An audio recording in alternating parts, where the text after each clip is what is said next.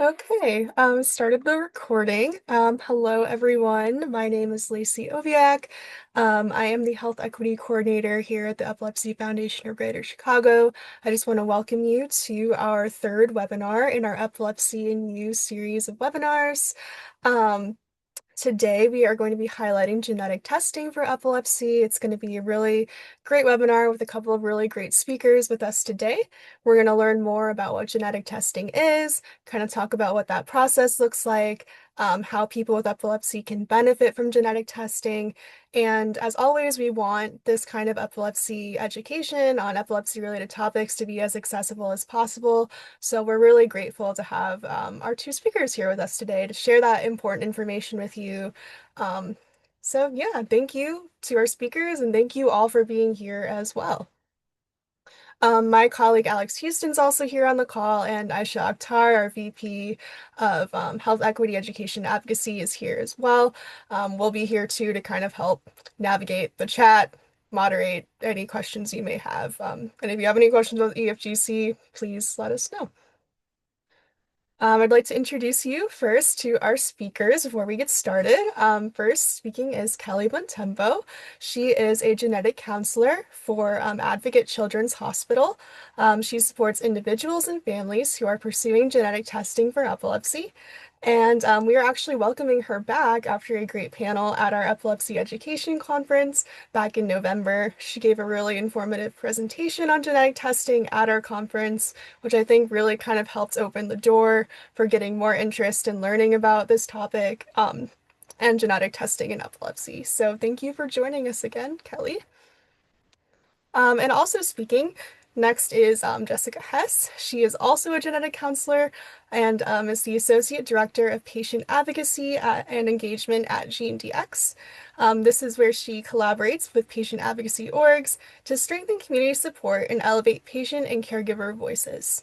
She also works to expand access to genetic insights and provide education for rare disease communities, which is really amazing because community education is exactly what we're focusing on here today with this presentation to share with you all. So thank you so much for joining us, Jess. Really quickly before I hand it over to Kelly to get us started. I just want to say we are excited to have both these speakers on board. Their expertise in genetic counseling, we think their presentations are really going to complement each other really well. So, and also quickly shouting out post-webinar survey. You saw it come in. We have another survey for you, but this really does help us to get your feedback, kind of learn what you might want to learn about next. So if you have a minute, we'd appreciate you participating in this really quick. You can scan this QR code now, or I'll also send a link to the survey later in a follow-up email. So please feel free to do so if you have a few minutes. All right. And with that, I will pass things over to Kelly to get us started. All right. Go ahead and share my screen. You can see that okay? Okay, great. All right. Well, thank you so much for having me here and having me back. It's really nice to get to talk to the community and really want to share some more information about genetic testing in epilepsy and where this fits in. So what we're going to do today, myself and Jess, is kind of tackle the agenda and split the time. So I'm going to spend about the first 20 to 25 minutes talking about just genetics 101 and trying to orient us to the topic, get us all on the same page, and then answer a number of questions that I think come up very frequently in this space. So things like, why do we do genetic testing in epilepsy? What tests are being offered? What kind of results can we get from our testing? Who should be offered genetic testing, and then what we can actually do with genetic test results to treat epilepsy or help that management, because I know that's everyone's obviously big priority. And then I'm going to switch it over to Jess, who's going to cover more around the insurance coverage considerations, some of the reanalysis of our genetic data, and also access to genetic testing and how to find services. All right, so to kind of go back and do a basic biology review, sort of genetics 101, just to kind of get you thinking about, where we're talking about or where we're focusing on. So when we think about our body, made up of cells, completely made of cells, so skin cells, eye cells, heart cells are just types of examples of that. We know that inside all of those cells, we have these structures called chromosomes, and our chromosomes are what contain all of our genetic information or the directions that are supposed to tell our body how to grow and develop and change. So I think about it a lot like, human recipe, recipe for the human body. And we also know that when with any recipe, if there's a little bit more information than necessary, maybe there's less information than what we need, or potentially the recipe is just really hard to read, things might turn out a little bit differently than we anticipated. So this kind of applies across the board for any type of genetic or gene-related condition where a change within that genetic information can cause a difference, whether that's a physical difference like a heart difference, could be how we learn, and also if we experience something like seizures. So when we pull apart the chromosome, it's actually made up of, thousands of individual genes or packets of information. And that's really what we're focusing on today is the individual gene. And each gene has a special job in the body. So it's got a job that it's supposed to go out there and do. And now what we know is that genetic epilepsies do result from a genetic change or something we call a variant, or you maybe have heard the term mutation. And that's a change in a gene that we can reproducibly show that is associated with epilepsy or seizures. So that means if we look at lots of people who get genetic testing, we find that within the same gene, we're seeing lots of genetic changes and they all have that same presentation. We can see that pattern and appreciate that's probably related. So that's what we're focusing on today. So why do we even do genetic testing in epilepsy? So every year we do more and more of these studies to try to see how often we are finding that epilepsies have a genetic cause. And currently, we're looking at almost 50% of all epilepsies are estimated to have a genetic cause. So if you think about being in a room with just one other person, if you both have epilepsy, one of you is likely to then have a genetic difference that's found. So that's really substantial. And when we think about our, physicians that are treating us, they're really interested to know this information because they want to know, does this put you in a different category where we have to be thinking about now other recommendations and management plans? And then when we compare this between like children and adults, so many people wonder, is this just a risk number that really applies to children? We know that up to 50% risk, we think often in kids. But even in adults, we see up to that for like 40% number. So it isn't strikingly different between people who are, in their childhood versus adulthood and have seizures or epilepsy. We know that this number is quite high. So that's really why we do it, because we know the yield is expected to be high. So something else really important to focus on is different types of inheritance and what we're really talking about today. So genetic epilepsies can include both those that are considered monogenic or what we call polygenic, which is more of a complex inheritance. So for the purposes of the testing we're talking about, we're really focusing on monogenic, which it means really one gene. So mono is one, genic is gene. And this is true for many rare conditions that you can have one single genetic difference that confers an incredibly high risk to develop something. So just that one thing drives your risk up substantially to present with some sort of difference. And that's really where we're thinking about the testing that we're offering. Some examples of other conditions you might have heard about are things like cystic fibrosis, sickle cell anemia, Huntington's disease. They kind of follow that same pattern. On the flip side, we have something called polygenic, which means we might have multiple genetic differences that each on their own confer a very small risk. So it's not sufficient enough in just that one change to cause a difference in the body. It usually takes a lot of genetic risk and then often some sort of environmental factor. This is really common inheritance for what we think about for common conditions like heart disease, diabetes, but also determines a lot of things like eye color, hair color, just those general things that sometimes don't even affect our health at all. They just make us different. So again, we're really focusing on that one gene that confers that really high genetic change. The other thing I like to share with families and individuals is that even though something is considered genetic, it doesn't mean that it's always hereditary. So if you have a genetic difference, it doesn't mean that that necessarily is something that has been inherited from a parent. It could be something that occurred new for the first time in you or the individual in your family who is experiencing this diagnosis. And that just usually is a random event by chance. It's not something someone does or doesn't do or can change, but that is not uncommon that we actually find that being the situation. Okay, so I want to highlight a little bit of going down memory lane to think about gene discovery as we get into the topic of our testing. So the first gene for epilepsy was discovered in 1994, so quite a bit ago now. And that was a gene for frontal lobe epilepsy. And you can see kind of in this gray area that we had a very slow and steady timeline where we might discover one gene here, one gene there, but it took a really long time to actually find what we were looking for. And there was a huge gap in time between about 2006 to 2010 where not a lot of good research was going on. And part of that was that gene discovery took off right around that time because of technology. So we got this brand new, better technology that really then helped us say, can we go out and find a lot more of these genes and can we test a lot more people for these? So you can see in the blue, then it just kind of exponentially skyrocketed in our ability to find things. And we call that the next generation sequencing era, which just means it's that time where we had that much better technology. And on average, with the diagnostic odyssey for patients who have any rare genetic condition can span 7 years, which is so long. So thinking about the first time you actually have a symptom all the way through the time where you actually are getting this genetic etiology or diagnosis, and that's just too long. So what's great is that the advancement of better technology has been really crucial for faster diagnosis for individuals and families and getting those answers much faster.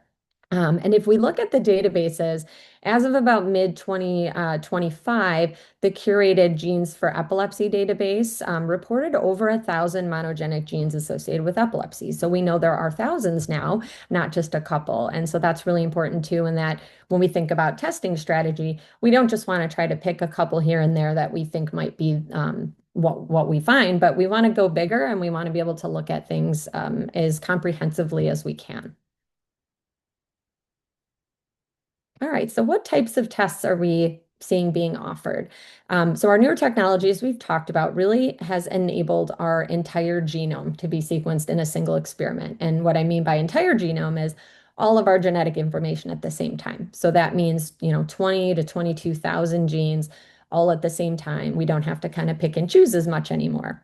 And this originally took 10 years to complete and over $1 billion to do, but now it can be completed in just a few days to weeks and for approximately maybe $1,000. And that really depends on the lab, the test, the insurance, those types of things. But that has changed a lot, and Jess is going to talk about some of that. But on the left side, when we talk about panels, an epilepsy panel is historically very common to be used, and that's a list of genes that's about maybe 100 to 300, sometimes many more, that are all specifically chosen or curated because we know they're well documented with seizures and epilepsy. And sometimes we pick those based on how someone's presenting. So there might be something called an infantile panel where you might see we're ordering that more for babies who are, presenting with seizures right away after birth, or something all the way to what we consider comprehensive, which doesn't get down into that nitty-gritty, but maybe looks at genes we know that can express over the course of someone's lifetime and aren't maybe as specific. So that's really what's been used historically. Now we're moving into something called whole exome as well as whole genome, which have very similar names. Whole exome sequencing is, again, where we can go through all of someone's genetic information, but what we're doing there is looking at really what we consider the important sentences. So sometimes you've got, this a long thing written out, and there can be areas that maybe aren't quite as important or we don't think are necessarily always associated with causing a condition. So we're really looking at the most important sentences. And within those, we think 85% of conditions are actually happening. So we're targeting those more specifically. And then more recently, we've gotten into something called whole genome sequencing, which slowly but surely, with recognition by societies and insurance, it's becoming much more widely available, and that's always a process. But this is really great because it is even more comprehensive, the most comprehensive thing we have currently at this time. And it does include all those important sentences, but it also includes what we would think of like extra notes or scribbles in between those important sentences that can also have really important information. So in the dream state, if we're going to go big, we usually like to go into something like a genome test because it is more broad. There are benefits and limitations to all of these, and it is a personal decision what somebody ends up doing and kind of working with their provider to make that decision. And that could come down to just preference of what you want to know, potential for other findings when you go a little bigger, and sometimes just insurance coverage, those types of things. Okay, and this is just to kind of show a little bit of that kind of hierarchy or trajectory of what genetic testing has looked like. So, all the way down from those single genes where we're kind of picking one thing to several individual genes, and then getting into our disease-focused panels, which we talked about, and then moving into whole exome and whole genome. And there will certainly be more to come beyond whole genome. That is a different type of whole genome. So, we're always on the lookout for what's next. Okay. So I want to mention a little bit about the types of results we can get because it's often that we think it's going to be pretty straightforward, black and white, yes or no. But there are times where we get things that fall in the little bit of the middle of that spectrum. So on the left side, you'll see what's written as benign or likely benign. That means that we've done the genetic test and we find that there is essentially a change that is considered harmless. It should not have any impact on our health. It's considered maybe more common where we see it in the general population. Lots of people have it that don't experience seizure activity. Typically, when that happens, the lab does not report it as positive in any way. It's essentially a negative test result. The lab will know that information, but they're confident that it isn't important to be reported. If we were to do this type of test, a big test on anybody, we'd all have these little changes that make us different from each other. So we don't want to report things that really don't have any meaning or importance for our health. And on the flip side, on the far right, you'll see what's called pathogenic or likely pathogenic, and we treat those essentially the same. But that means that we found something that we believe is ultimately causative or increases our risks substantially or is considered harmful to the body in some way. It is causing a difference within our body. And that's information that we then act on. We can make recommendations, we can decide really what's going to be next in the management plan. And then in the middle category, in the middle, you'll see something called a VUS. That stands for a variant of uncertain significance. And that's just big, fancy terms that our labs use. And it means that we have a genetic difference that's found on the test, but we don't have the data yet to actually prove that it's our answer.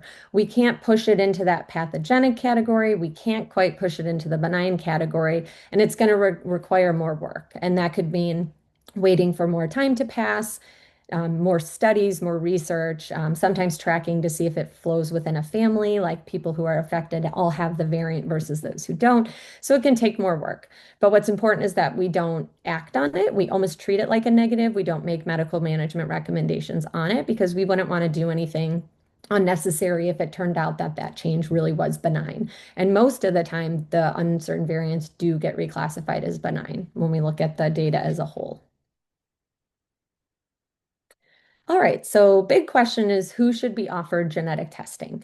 So anybody with early onset epilepsy, especially in infancy or childhood, especially under the age of 2, because that's obviously very young, we would want to have a referral to have that discussion. We also recommend testing for anyone who has epilepsy plus what falls under a neurodevelopmental category. So that includes things like developmental delay, intellectual disability, things like autism spectrum disorder. We know some genes can be linked between those two. Like we'll see individuals kind of separately, maybe who have an autism diagnosis. And sometimes that same gene can confer an increased risk also for seizures. So we see more overlap when there's more than one thing. In terms of physical findings, we also recommend testing where there are other things physically, like low muscle tone, congenital abnormality, which could be like a heart or a kidney difference or a skeletal difference, and also for individuals who have kind of what we call unique facial features. So, what we mean by that is generally that sometimes you can have features that physically look a little bit different from other members of your family, but could look more similar to other people who have the same genetic difference that you have. And so, it's not always that those are very common and we recognize those right away, but sometimes we can. And so those are things that would warrant having that conversation about testing. Additionally, we think about familial epilepsies. That means anytime there's a family history of it, it could be that you have a sibling, a child, a parent, even an aunt or an uncle, cousin, really anyone in the family where we're seeing more than one person. What's interesting with genes, they don't skip generations, even though that's something we think about, but sometimes conditions can look like they skip generations, but we're just not kind of manifesting that presentation. So definitely important to bring that to the attention of your provider that maybe there is more than one person affected. And lastly is any drug resistant or unexplained epilepsy. So unexplained, we're really thinking about when there's a standard evaluation done, could be MRI of the brain, could be metabolic or lab studies, but nothing's really identifying that clear cause. So that's, more than grounds to refer. Now we look at our kind of national guidelines and society recommendations, and there are many. One that we look to a lot in genetics is our American College of Medical Genetics, and they strongly recommend genetic testing for all individuals with unexplained epilepsy without any age restriction. So that means if you're a newborn all the way to 100 years old and you have an epilepsy we cannot explain by some other way, then you absolutely should be referred to have the conversation for genetic testing. So even after everything we talked about, that's really all it takes for us to, recommend and discuss that test. All right, so very importantly is what can we actually do with these test results? And there are a number of different things. First is really providing a diagnosis. So some families and individuals spend years wondering why these symptoms are happening. For many, this can end uncertainty by offering more of a clear biological explanation. Many people say this has helped them with reduced feelings of guilt, self-blame, or frustration, and just not having maybe some definitive answers there. When we think about shaping prognosis and expectations, this gives us an opportunity to compare to other people who have had the same experience, that same genetic difference, and look and say, is there anything we can expect? How have things looked like for them over time? That can be really helpful also when you have a young child who still has a long way to go, and maybe looking at what has things looked like for them into their adulthood. It can also help us identify preventable or treatable comorbid disorders and start screening. So it's not uncommon that when you find a genetic change in a gene, it could confer a risk for something else that's really unexpected. Maybe that's like people with this condition are more likely to have a hearing difference. And so we need to go and check their hearing now when we weren't really thinking about doing that before. So it just gives us more direction. Medical management and treatment is a huge one. We are, know that there's going to soon to be a lot more medicines and treatments in this space. This is a huge area of research, but the goal is really to find a genetic change that can give us some more direction on what's next. And that could very much be a medication, which I'll talk about next, in that treatment plan. And then lastly is resources, support, and family planning, which can be a big one. So there are condition-specific advocacy groups where you can connect with other individuals and families who have the same exact genetic change or condition. And that can really give you some, again, more insight into their day-to-day, what's worked for them and what hasn't, and just that sense of community. And also we can identify at-risk relatives. So if we find a genetic change, it can be helpful to know, is this something your sibling might be at a higher risk for, a parent, a child, just kind of identifying people who might need to be screened more diligently. This is just an example of how diagnosis can influence treatment. So on the left is a list of specific genes where we know genetic changes can be found and increase the risk for epilepsy, and some of the recommendations that might follow after identifying those changes.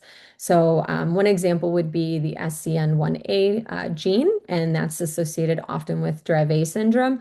We know that in that condition, it's acts on a sodium channel, so we would want to discontinue a sodium channel blocker. Potentially, that would be kind of the first step. And then thinking about other medications that tend to work better in this population.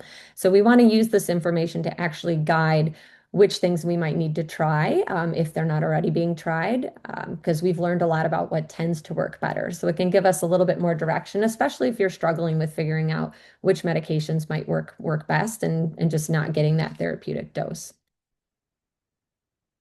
So an example of this is kind of how this sodium channel works. So we have these ion channels, and they're little tiny doors on our brain cells, and they can open and close to let messages pass through. So it's kind of just that open and close feature. And these channels help control how the brain cells talk to each other and keep the brain working in the expected way.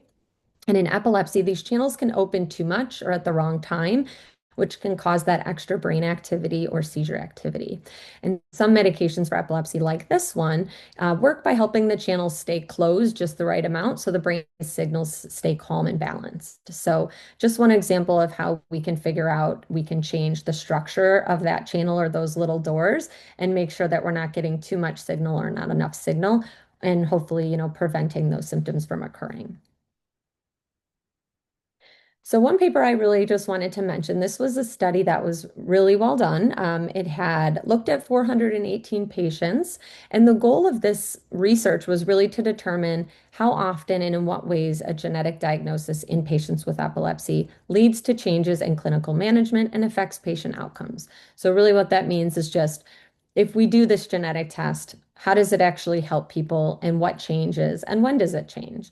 And there was a lot of positive information that came out of this study. So, management, so a change in care happened about 50% of the time, and typically within 3 months after that finding. So, pretty quickly. Some of the changes that were made were things like adding a new medication, initiating a medication, referring to a different specialist. So, we talked about how sometimes you find other surprises that need some attention. So, getting to a different specialist, increasing vigilance for other types of features. So things, again, not necessarily a neurological feature, but something different. And some people were able to stop medication in almost 12%, stopping one that maybe wasn't indicated for them. And then more rarely, dietary modification like a ketogenic diet. Positive outcomes were reported in about 75% of people. And a big part of this included seizure reduction or elimination. So there was also reported a decreased severity of other symptoms, fewer medication side effects. And what was interesting was that certain genes had particularly high rates of management changes and positive outcomes. So they were able to look at even a couple individual genes and say, people who have these changes with these management updates actually do quite well and worked really well in their favor. And then there were also some negative outcomes that were reported, albeit uncommon. Some of those had to do with the decline in their condition or potentially an increased risk of seizures about 3% of the time. And what they also found was that those negative outcomes after treatment were highest in certain genetic changes. And so certain genes actually have a more, significant or regressive part to that condition. That was something they experienced during the time of this study. So lastly, I wanted to mention something called pharmacogenomic testing, just because it's a little bit different than what we've talked about so far. This is a type of genetic test that looks at how a person's genes affect response to medication. So it's a little bit confusing because we just talked about using medication to change care.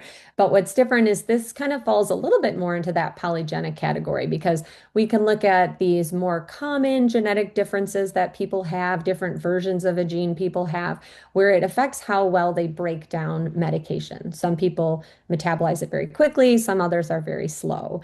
So this isn't part of standard care in the same way of the genetic testing we've already talked about. But there are some drugs where we have recommendations. So it's something to also talk about with your treating physician that, if these are medicines we're looking at, is this also something I maybe want to consider because we're kind of changing and thinking about different medication therapies. Okay, so I'm going to go ahead and stop sharing and turn it over to Jess.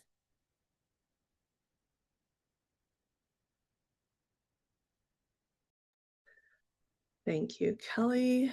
See if I got my screen ready. Okay.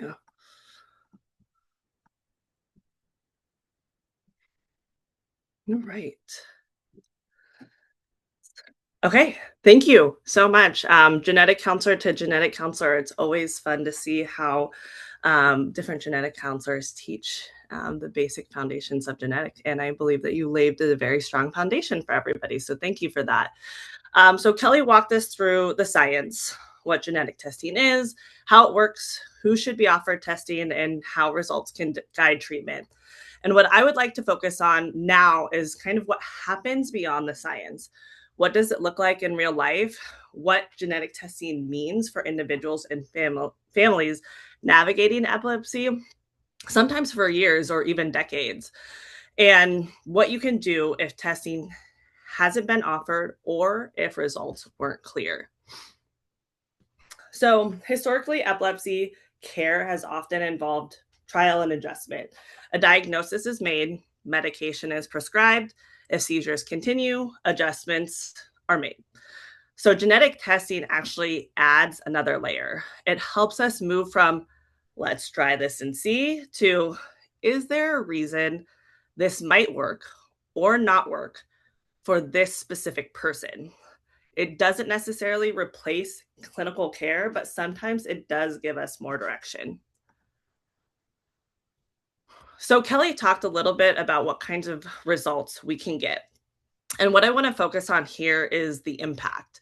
When someone receives a genetic diagnosis, it can help guide medication decisions, avoid medications that may not be ideal, open access to clinical trials, connect families with condition-specific resources, which Kelly also shared, and provide clarity for long-term planning.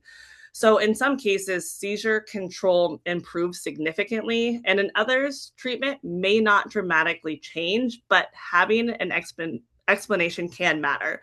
And for many families or individuals, having a name for what's been happening can really bring relief after years of uncertainty. So I want to share Hannah's story because I think it highlights something that's really important, that answers don't always come early. And Kelly alluded to this as well. And they don't expire with age. So Hannah began having seizures as an infant. Over the years, she tried multiple different medications. Her seizures evolved. She experienced developmental challenges, and she eventually had a vagus nerve stimulator that was placed. Despite all of that, she didn't receive genetic testing until adulthood. When she finally had exome sequencing, which Kelly had talked about, it actually identified a change in the SCN1A gene. And here's why that mattered. Some of the medications, as Kelly actually very well explained, some of those medications she had previously taken are actually not recommended for people with certain SCN1A related epilepsies. And an earlier diagnosis here might have influenced earlier treatment decisions if she had gotten that testing earlier. So we can't go back in time, but this story reminds us that even in adulthood, answers can still shape care moving forward. Her diagnosis also helped with personal family planning conversations, clarifying reoccurrence risk, and helping her medical team really better understand her symptoms. It brought clarity, and clarity, especially in this case, was really important and powerful. So in Hannah's case, she did receive clear answers. But what about if testing is negative or inconclusive? What do we do then? This is a very common and important question that not every test gives clear answers, and that can feel very discouraging. So I'm going to talk a little bit about what those results really mean and what we can do with them.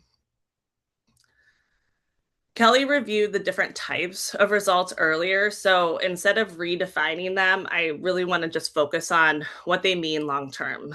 A negative test result does not necessarily mean there isn't a genetic cause. It means that based on what we know today, it's based on what we know today, right? And so nothing really clearly explains the condition in that moment when those results are received. An uncertain result, or a VUS, means that we found something, but we don't know its significance yet. So genetics isn't static. Our understanding continues to grow every year, which means that results can actually continue to evolve. Now, if results are unclear, there are still options, and these include the reanalysis of the original data. We can check whether the uncertain findings have been reclassified, or we can consider broader testing if earlier testing was very limited. Kelly showed a great example of kind of the evolvement of all of those genes after we went into next generation sequencing, and she talked about the difference in the panels versus whole exome sequencing and genome sequencing that looks at a lot broader of a snapshot of your genes and your DNA. So I think the takeaway here is that a negative result is not always the end of the road. It may simply reflect the current limitations of the knowledge that we have right now. So as we look into broader testing, conditions like epilepsy, developmental delay, autism, intellectual disabilities can involve changes in hundreds, if not thousands, of genes. So earlier testing approaches sometimes, as Kelly mentioned, looked at only a very narrow, small amount of genes. And broader testing like exome or genome sequencing looks at most of these genes all at once. So if someone had testing years ago using a limited panel, it might be worth looking into broader testing, and it also might be more appropriate. Kelly also alluded to this in terms of some of our major medical organizations. She said ACMG, National Society of Genetic Counselor, also endorsed by the American Epilepsy Society, is now recommending exome or genome sequencing as the first line testing for individuals with unexplained epilepsies, regardless of age. And that's a really important shift. It reflects how much the field has evolved over the times. And if testing wasn't offered in the past, it may be worth revisiting that conversation today. So, is genetic testing covered by insurance? This is often the first very practical question that families ask and individuals. And the short answer is often yes, when criteria are met. But it also depends on the individual plan. So this slide here is talking about the coverage specifically of exome sequencing. Most commercially insured individuals do have coverage for outpatient exome sequencing when medical criteria are satisfied. So coverage requirements vary by insurers. Patients typically need documentation of supporting medical necessity, sometimes prior authorization, and then, of course, involvement of appropriate specialists, including a genetic counselor. So, the important thing to know is that coverage has expanded significantly in the most recent years. It's not automatic, but it's increasingly recognized as medically appropriate care.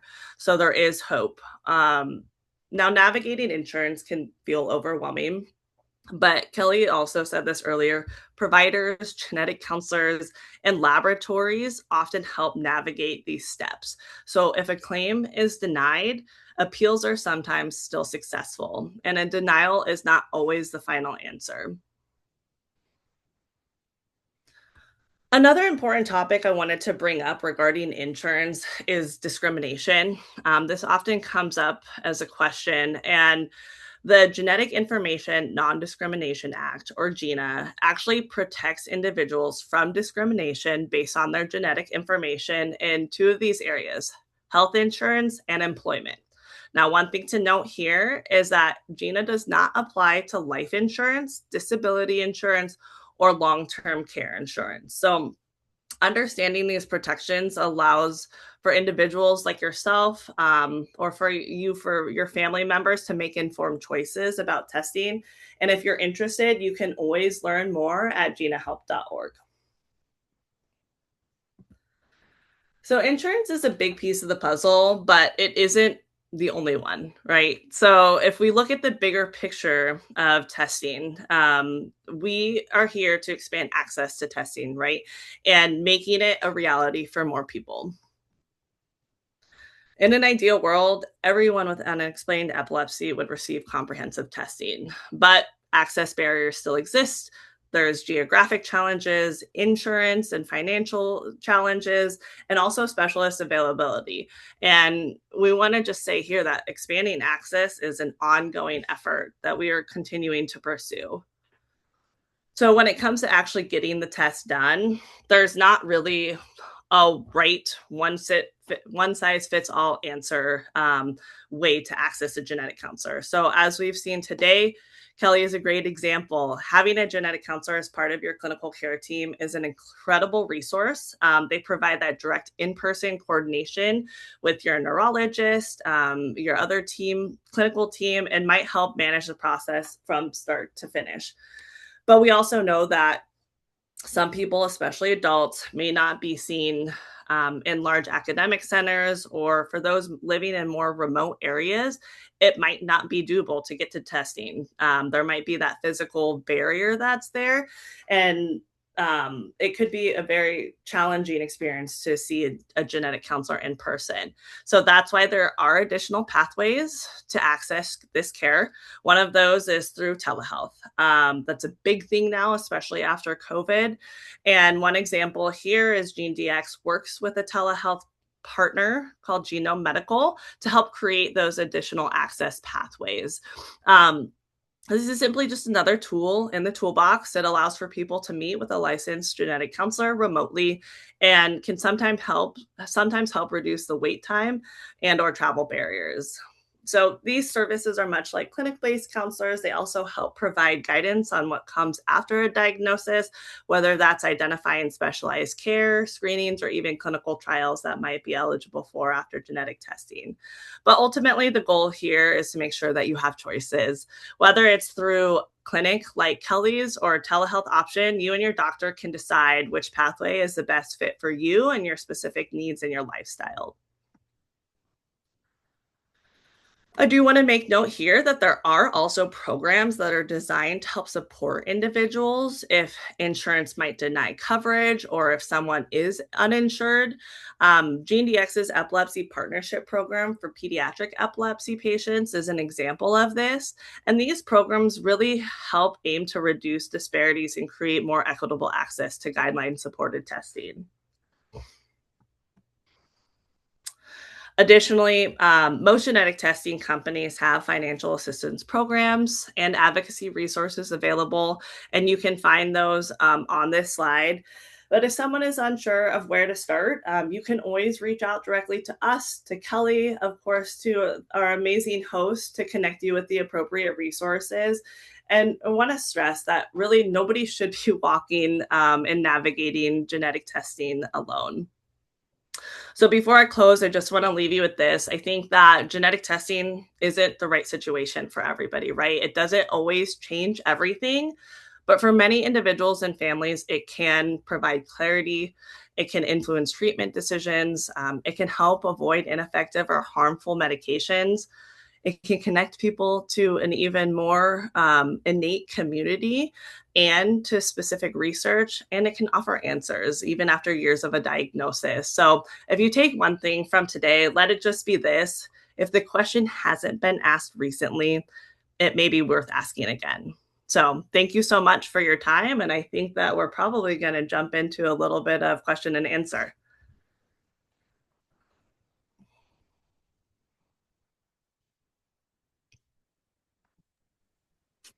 Thank you so much. Thank you both for the really great presentations. If anyone has any questions, please feel free to put them in the chat and we'll do our best to get to everyone's questions. As everyone's kind of working on that, I do want to say that I really liked what you said about like having clarity and feeling kind of like that reassurance in a way. Because even from my own experiences, I know that kind of like not knowing, not having answers, that's like a very stressful situation. So I think that that can be really helpful to having like a solid understanding of what's going on and having a diagnosis. So I really liked that. Yeah. Yeah. And I think sometimes it's hard, as I mentioned too, right? Not always is it going to maybe provide a genetic answer, but you can also remove that from the list of what could be, right? If you're going down the list, it could be an answer in the way that maybe it's not genetic, so maybe we can look into something else. Right. And I liked talking about access too. That's something that we talk about a lot in health equity and making sure that people in remote areas are able to access care. Some people might not even know that it's an option for them. So Yeah. I think that's really great. Kelly and Jess, I have a question for you from a health Mhm. equity perspective. What do you know about maybe barriers in data that might exist for certain ethnic groups? Like, is there such a thing? Or is the gene pool pretty sufficient? Or is there any barrier in that regard in terms of if someone's testing falls short, is that ever a reason that maybe there just wasn't enough data in the pool to begin with? Is that such a thing? Yep. Do you want me to? I Go can, ahead. Yeah, go for it. I could jump in first. Yeah. Yeah, so when we're looking at the genes, we're obviously trying to figure out, is that variant meaningful? And there's a lot that goes into that. Like you said, part of the time it's just that we might find a genetic change in that gene that really has never been seen before. So that's a huge limiter where, we're like, there's no one else that's ever been published or in any database where we've actually seen it associated with that condition. We know the gene is involved, and then we have to kind of look at a few other things. It goes through a pretty extensive review of, does the change affect the gene in a certain way that makes sense for this, mechanism in the body? And it's kind of a juicy process that we go through. When we think about certain groups and kind of the broader data pool, a lot of the historical data that we've had has been more available in kind of the European populations. And so what we're facing is trying to figure out, we need to bring in multi-background, multi-ethnicity, and make sure we are testing all of those individuals so we can find and include all of that different variability that is there. And that's something that is true for all genetic conditions, and just what makes up most of the data that we have so far. So it definitely exists and is a huge effort just in genetics and that, research and data as a whole. So, practically speaking, just thinking about, when we get these questions or the foundation gets these questions, does the patient have to have their neurologist or the epileptologist request the screening, the gene test, in order for them to qualify and get to you all or whomever to get the actual gene test done? Yeah, so we can actually do, and it kind of depends on the neurologist. I would say some neurologists are very comfortable. They like to do, some of their own testing. I would say more often they're doing panel testing because it's a little bit more comfortable for them. In genetics, we, as a separate department, we actually, depending on your site, like we see almost all of those like through Advocate. I would say I can speak for that experience. Like anytime genetic testing's on the table, we're kind of the ones coordinating that and helping the patient because it's a long visit. We're going through all the history. We're making sure there's full consent. We understand all the nuances and feel really confident in what we're doing. And sometimes we just have more time the neurologist is going to have to do that. So it can come from neurology, it can come from genetics. You can see, depending on your insurance, you may need a referral, you may not. But generally, like with a PPO or anything like that, you can just go straight to genetics and say, "This is my diagnosis. This is what I should have done." So it doesn't. They're not a gatekeeper to getting it done by any means, but it can come from Okay. either place. Yeah.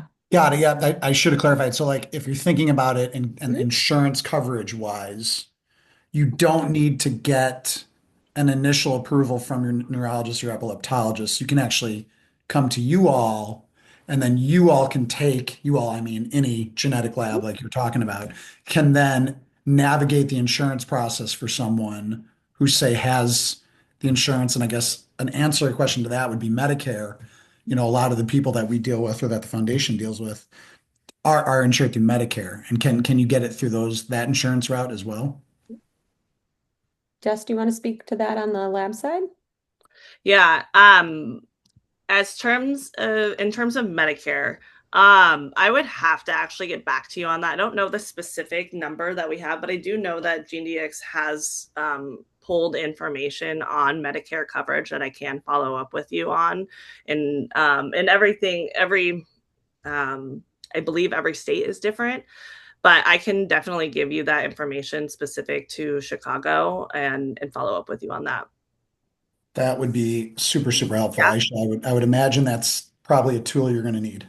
Yeah. Absolutely. Absolutely. Thank you, Yep. Jess. Thank you.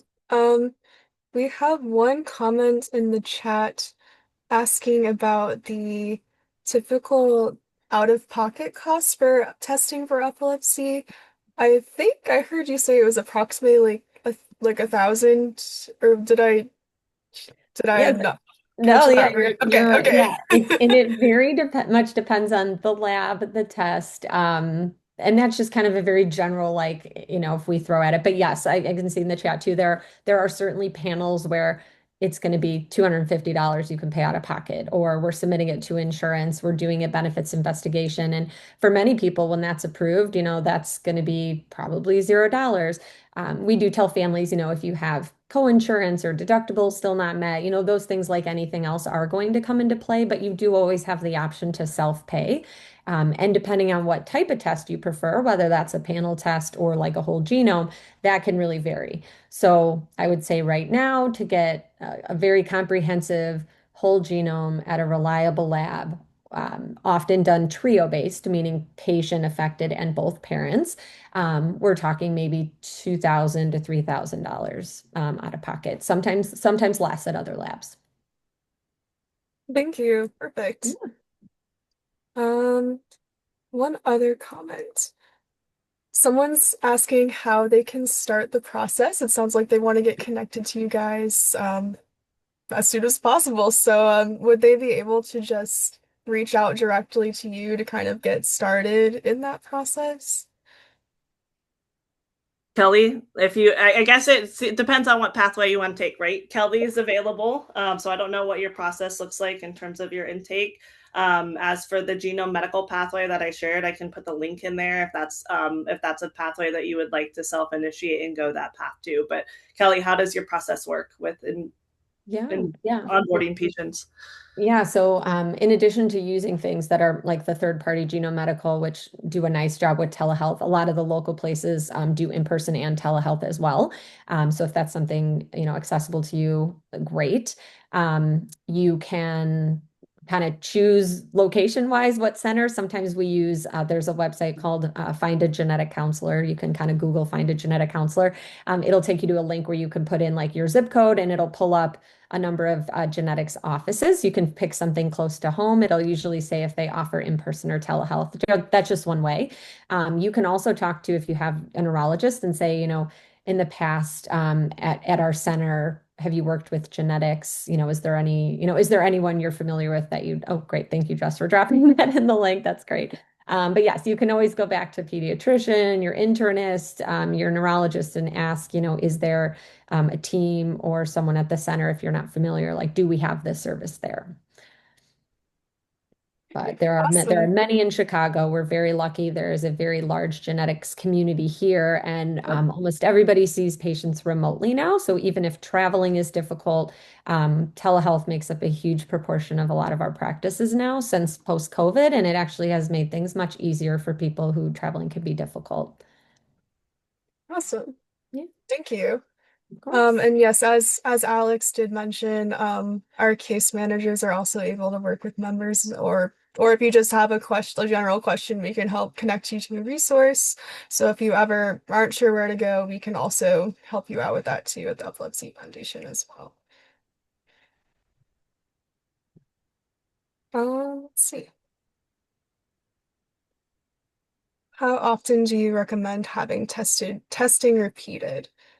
I believe you mentioned that oftentimes it'll be recommended to do it maybe annually as the technology keeps growing or improving. As would that be kind of around a time range that typically would be recommended? So Oh, oh, go go ahead, ahead. Jeff.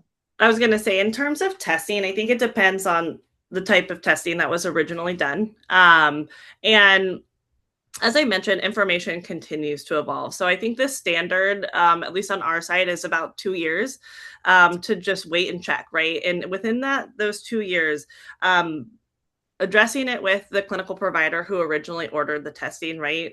Always check the date on, if you have your report in front of you, when it was done. Look at the type of test. Was it a panel test? Was it just a gene specific test, right? And understanding, since we kind of walk through the different types of tests, where there might be limitations. And then always presenting new information, right, to your doctor, your provider, genetic counselor, whatever it is. If there's new symptoms that have arisen, maybe there's new family history that has come into play over those couple of years, and bringing that back with the request to look into perhaps broader testing if it was a more limited, or if it was maybe an exome test. Again, they might have only been looking at a certain subset of genes, but if there was a particular symptom that has arisen over those couple of years, then they can expand that, looking at more in innately at those specific symptoms that are related, genes related to that symptom, or family history. Thank you. So yeah, as things evolve, as things change, new symptoms, just check with your provider. And the And other thing, oh, go ahead. I was just going to reiterate what Jess and both of you have said. Don't be afraid to ask questions. I see some of you are caregivers here, some of you are educators, some of you are coming in from across the state. So if you are outside of the state, connect with your local epilepsy foundation, connect with us, ask questions. There are resources right here. We'll be sharing that as well. This is recorded. We will be able to share that recording as well so that people can kind of find these links and resources as well. But it's important to just keep on asking those questions. We recommend seeking out a second opinion, a third opinion, or just consulting with your current existing medical team to see if that is an option and to see what is updated and changed. I also wanted to add too that sometimes it can feel daunting, like, oh my gosh, I have to check in all this time. And is this something I have to pay for again? So, really good thing to know is if you do something like exome or genome testing, if you get to that point in the journey and it's negative or uncertain, you still are doing that reanalysis maybe every 2 years. That's a great time to kind of benchmark it. That second time you do it, there usually is no cost associated. And there is no samples that additionally need to be collected. So the laboratories hold on to your DNA sequence. It's nothing they're giving out to anyone else. They're holding it in the event you're going to call and say, we're in this place where we don't have our answer yet. So yeah, just that kind of prompting after 2 years to call in. A lot of the time we just do that over the phone. Hey, what's been going on since we saw you last? Are there any updates? We just go back to the lab and say, run that again. And there's no cost generally to do that the first time. Some labs even have what they're calling like lifetime like reanalysis. So they're just periodically checking it even on their own every couple of years and sending updates as they come. So, that part will vary based on lab, but it doesn't always mean you have to be charged every single time that they do that process.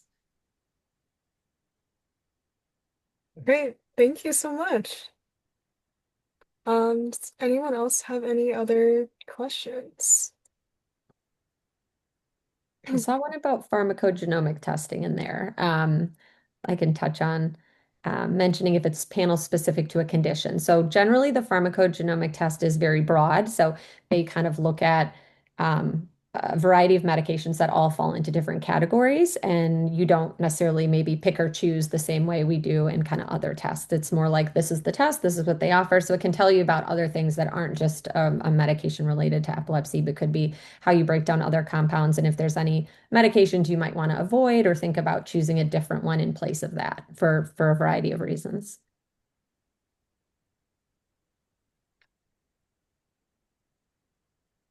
Okay. So, and if anyone One quick has, little One oh, little sorry, go quick ahead. plug-in on top of this is today is our genetic webinar. So thank you both of you. But I also want to give a shout out. Tomorrow is National and also somewhat International Purple Day. So wear your purple. Tell everyone that you were at today's webinar. If you're watching the recording, then, March 26th is our Purple Day. But this is a perfect transition to point out every day is quite literally a day where we're talking about genetics, epilepsy, and how this can impact whether someone has epilepsy specifically or those comorbidities, because that genetic testing can really make that huge, huge difference on how to navigate that variation, those resources, and the supports to continue to do what you need for yourself and or for those that you care for. I second that. I echo all of that. Thank you, Alex. I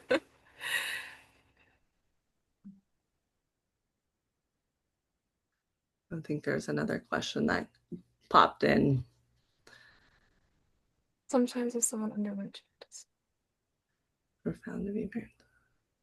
The genetic testing company will communicate an update to the genetic counselor to communicate to the patient if there is an update on that mutation. Yeah, Yes. that tends to be the case. Yes. So we never know how quickly that can happen. So sometimes the VUS gets reclassified pretty quickly. Other times we're still waiting 15 years later and we haven't seen a change.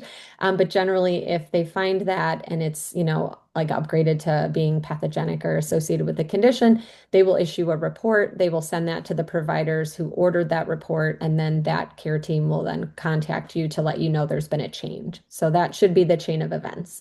The only time that can be tricky is if like a clinic closes or you move and we can't contact you, those types of things. So it's always important that you try to keep your report, and even if you've lost touch, if there's someone else in genetics wherever you may end up, that you're kind of also taking a little bit of the onus to check in a little bit, just in the event that could be a step that's preventing you from knowing. Okay. Thank you both so much. Thank you for the very great presentations and for this wonderful Q&A session as well. If anyone has any questions down the road, feel free to reach out to us. We can help connect you to any resources that you might need. I will make sure to share this recording with everybody and some follow-up information. So, And thank you everyone for joining us. this will also live on our YouTube channel as well if Hmm. you cannot find us. Yes, so feel free to check out our YouTube page. They will be there. Thank you so much again, Jess and Kelly. Hope Thank you. everyone has a great rest of your day. All right. Have a good day. Thank you. Yeah. Thank you all. Thanks, everyone.